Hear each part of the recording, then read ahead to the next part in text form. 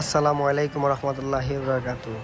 আমাদের হাতে বক্সগুলো দেখে আপনারা মনে মনে ভাবছেন যে আমরা কিসের টাকা উঠাচ্ছি। আসলে সিলেট সহ অনেক জায়গাতে বন্যার পরিস্থিতি অনেক ভয়াবহ ছিল, তাই আমরা একটা টিম গঠন করে আমরা সবাই এখান থেকে টাকা উঠাতে শুরু করি। তারপরে আমরা যে টাকা উঠিয়েছি সেই টাকা দিয়ে আমরা বন্যার্থী মানুষের জন্য কিছু ত্রাণ শুকনা খাবারের আয়োজন করা হয়। এখান থেকে দেখছেন যে আমরা সবাই টাকা গোনাগুনি শেষে অবশেষে আমরা যে বাজেটটি চেয়েছিলাম সেই বাজেটটি আসলে আমরা পূরণ করতে পারিনি, অনেক কষ্ট হয়ে গিয়েছিল আমাদের। তাই আমরা আরও কিছু নিজেরাও হেল্প করে আমরা এখানে মনে করেন যে আমাদের বাজেটটা পূরণ করতে পেরেছি।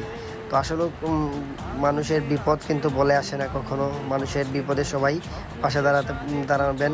আর এখানে দেখতে পাচ্ছেন যে অবশেষে আমরা এই বন্যার্থী যে শুকনা খাবারগুলো আছে সেই শুকনা খাবার আমরা অবশ্যই কিনে নিয়ে আনা হয়েছে। তারপরে আমাদের এখানে প্যাকেটিং চলতেছে, দেখতে পাচ্ছেন যে আমরা সবাই মিলে প্যাকেটিং করছি। অবশেষে আমরা দেখা যায় যে রাত 4:30-5টা পর্যন্ত আমরা প্যাকেটিং করে আবার সকাল 8টার দিকে রওনা হব। এর জন্য আমরা সারা রাতই কাজ করেছি। সারা রাত কাজ করে আমরা সকালবেলায় ত্রাণগুলো নিয়ে আমরা মৌলভীবাজারের দিকে উদ্দেশ্য হই। মৌলভীবাজার যাওয়ার পরে আমরা যেখানে গিয়েছি সেখানে আসলেও মানে অনেক মানুষ এত কষ্টে আছে, গেলে অথবা বুঝতে পারতাম না গেলে। তো দেখতে পাচ্ছেন যে আমরা অনেকটি বাড়ি ঘোরাঘুরি করার পরে এক ভাই এখানের ছিল, অনেক ভালো মানুষ।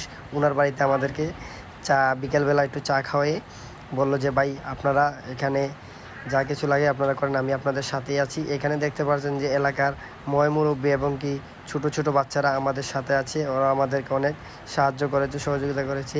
আমরা যে এলাকাটিতে গিয়েছিলাম আসলে ওই এলাকাগুলোতে একবারে ত্রাণ খুব কমই যায়।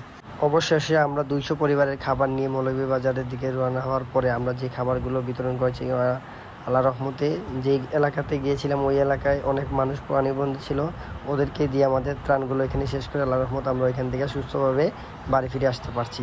আপনারা যারা যারা ত্রাণ নিয়ে যাচ্ছেন, যেই এলাকাগুলোতে পানিবন্দী মানুষ আছে ওই এলাকাগুলোর খবর নিয়ে আপনারা সবাই যাবেন।